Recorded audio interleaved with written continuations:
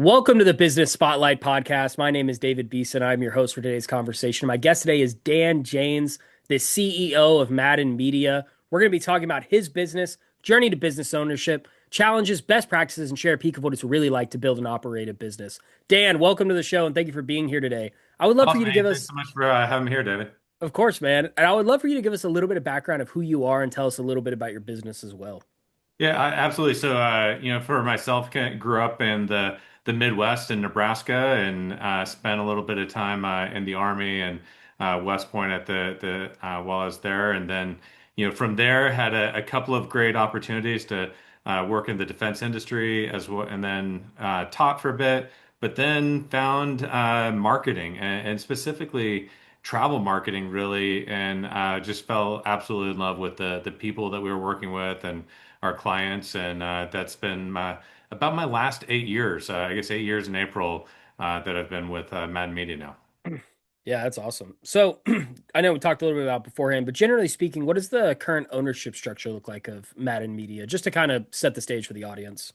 Well, we're having tremendous amounts of fun with our ownership structure there. So, like a lot of folks, they're in business has started a business maybe 20, 30, 40 years ago.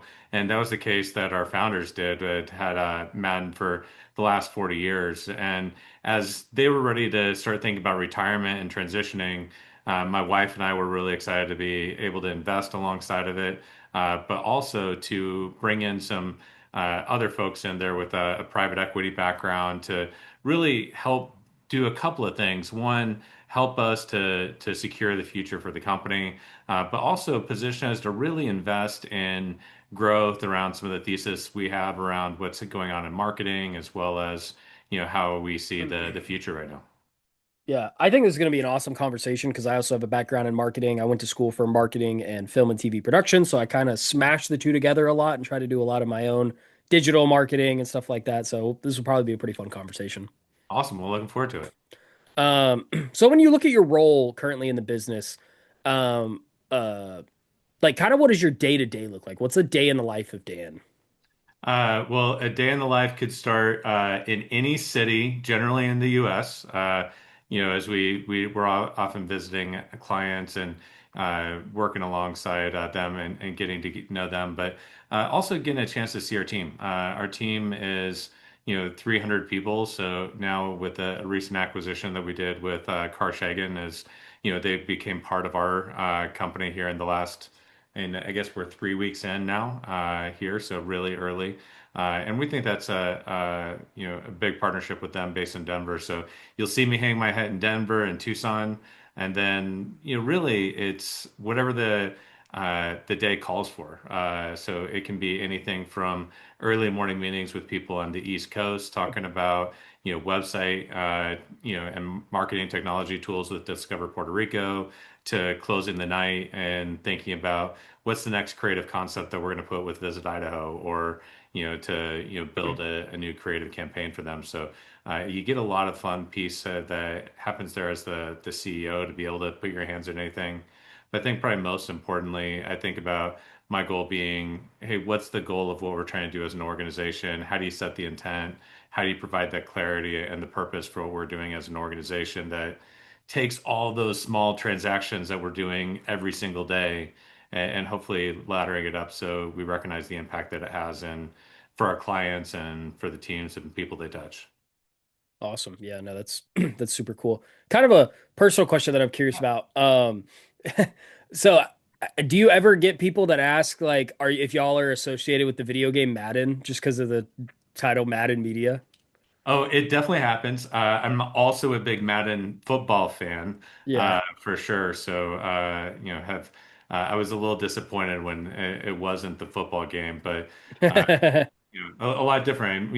The fun thing is, after being a company that started in visitor guides, we've actually done a few interactive game things that we've done both internally and externally for some promotion, which is not exactly football, but still a lot of fun.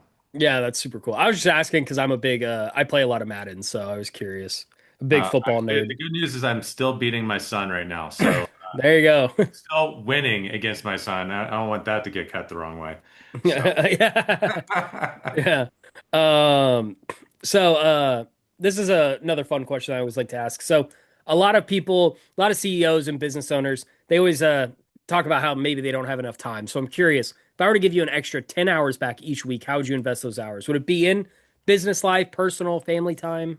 it definitely personal. A lot of times, work, can take a lot of time away from your family. Being their health and fitness are all things you have to make choices to invest in, and there's never enough time for everything you want to do with them and with the what you're doing with the business, which they're both incredible things you have incredible passion about, and you have a strong heart around. But there's always that underlying tension there for sure. Yeah, makes sense. So why'd you choose to go into business for yourself and like, become uh, a shareholder in Madden Media? What was the transition like for you? Well, the transition for me was really I was already the CEO at the time for Madden, and we had had a successful company before that we were able to sell. I guess 2 decades ago now. But after that transaction, we just thought we were kind of done, and I thought it was done in the business community. I thought I'd go teach and retire early, if you will, a little bit, and give back and a little bit of that side. But what I found is that when you don't have an identity or you don't have a purpose, it really causes you to. It's not healthy, and I still had more I wanted to be able to do. So when we were going through COVID and we were looking at some challenging times, and most of our clients are in travel and tourism, which the early stages of COVID were not great for travel and tourism during the pandemic. But we were really wanted to be there for our team, for our clients, and had the opportunity to work with Kevin and Jill, the founders, to be able to be partners with them and invest alongside them. And that started the cycle to have a whole new fun group of partners with our private equity group, and now starting to think about how do we really make a difference at scale. Yeah, yeah, no, that's awesome. So, I know that you talked about COVID and being some kind of downtimes. I am curious. I kind of do want to dive a little bit more into that because, yeah, I mean, like especially with y'all doing a lot of like traveling and stuff. Like, how were y'all able to kind of stay afloat during that time? Well, that's one of the things about marketing and with our clients that we work with. So a large amount of our clients are, destination marketing organizations. You might think about them as convention and visitor bureaus there. I know you're in Austin, so encourage you to, roll down to Port Aransas, Texas, one of our clients, to have a great, time at the beach in one of their rental properties down there. But, those are one of the things that communicating to people that we're still going to go out and travel had to be done. It was just your Yeah. messaging was changing, right? And a lot of times we think about marketing as you're just advertising, but really it's a mode of communication for communities to remind people what they need to do to make a change in in the place and the outcomes and the goals they're doing. And sometimes those are personal, and sometimes those are at scale as we think about elections and referendums and cause-based marketing, those sort of things that are areas that the marketing does. And our clients, had a lot of businesses that relied on them to help people bring people back to their downtowns and to restart the communities. And that's something that we've been fortunate to be able to be part of throughout the pandemic and bringing people back responsibly at that time. Yeah, yeah, makes sense. So, who primarily does your business serve? Like, if I was in the audience, how would I know I was a good fit for your product or service? It's a great question, and I think that's a question that we're continuing to look at. How do we evolve that and communicate it more clearly? And we grew up in the destination marketing organizations, working with those convention visitor bureaus, like I'd mentioned. So very much part of working with them in chambers. But really, as we've taken a step back, we've really started to say that the future is gonna get smaller and more monolithic than it is today as you think about your digital divide and You can look no further than Amazon or ChatGPT or Google. Those are your doorways to most of the world right now, especially on the digital side or, Facebook, Instagram, whatever platform you're choosing. But as you start thinking about what people want, they're really looking for how do they find that identity and the differentiation. And when everything is the same that's getting delivered to you or that you're seeing, the greatest sense of differentiation that you're ever going to have is place. Yeah. And that's where I start thinking about not just travel and tourism, but how you think about the future of economic development, the future of your workforce, your investments that people are having, along small businesses and banking, healthcare all fall into those areas. So I'm not running headfirst into all of the different markets at the same time. That's a poor business strategy. But we're really looking at the goals and the organizations that have that mission to improve the place, to really create a difference in what's happening. Yeah, no, makes sense. Well, kind of transitioning a little bit into marketing for y'all's business. So what kind of marketing do y'all do for y'all selves? Like what are what's y'all's main marketing strategies to find uh new clients? Well, I can tell you, it's definitely not trolling for RFPs.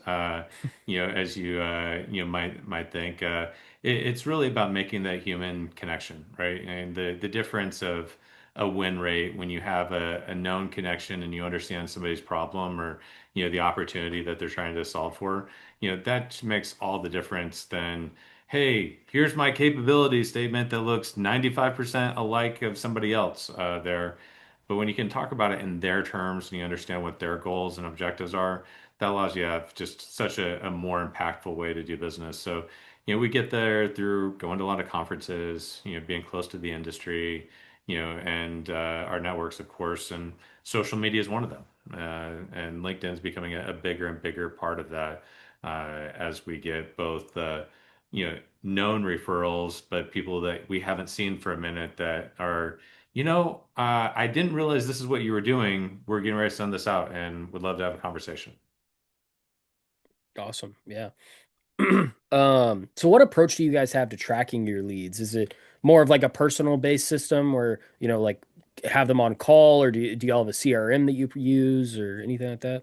We definitely have a CRM that we use, but I can't say that we track our leads in the same way that you would a more consumer-oriented spot. It's a B2B engagement that we're generally working with. So we think about it from, the account-based marketing component. How do we Yeah.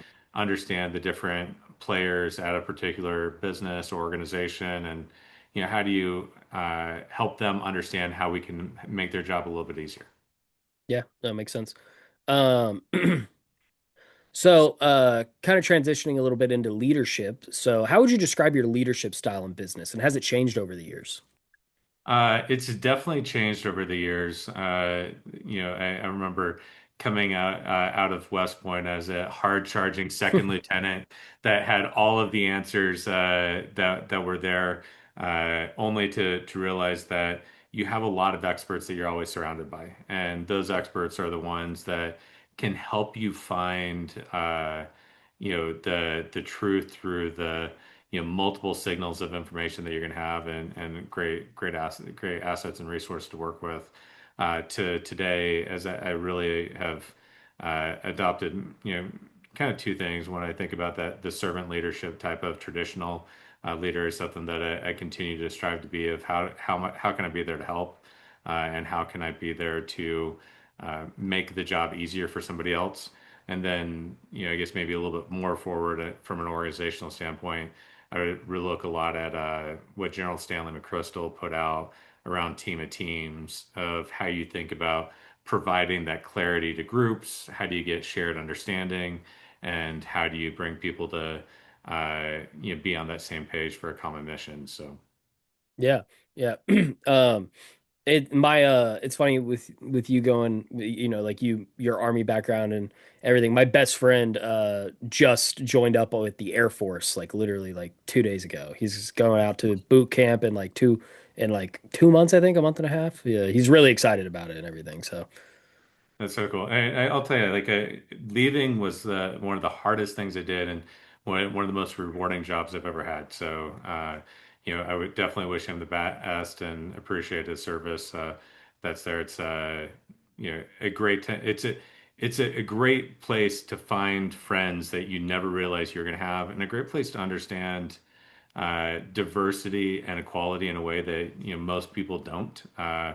And most people don't think that's how the military operates, but it is really where I you know learned a lot more about radical inclusion and really thinking about some of the making sure every voice is heard and a lot of those things which you don't traditionally think of as the military side.